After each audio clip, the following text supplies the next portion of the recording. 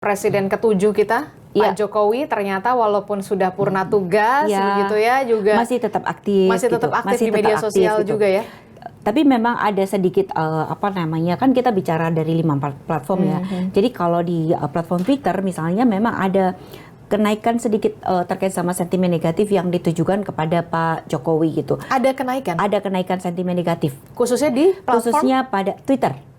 Terutama pada Twitter. Kenapa begitu? Karena memang kan kita bicara soal Twitter itu adalah sesuatu yang sifatnya informatif, politik, itu adanya di Twitter.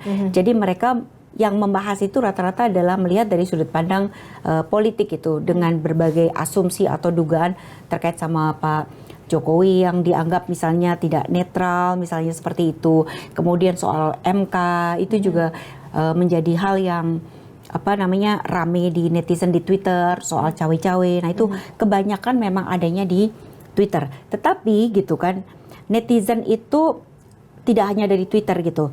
Netizen Pak Jokowi itu lebih banyak dibantu oleh influencer khususnya dari Instagram. Jadi kenapa sentimen negatif di Twitter itu teredam oleh sentimen-sentimen positif dari influencer di wilayah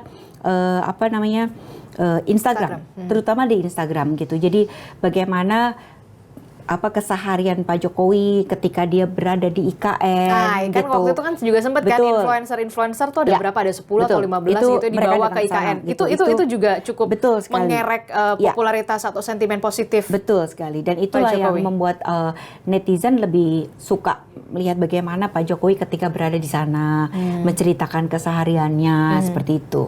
Bukan soal IKN ya?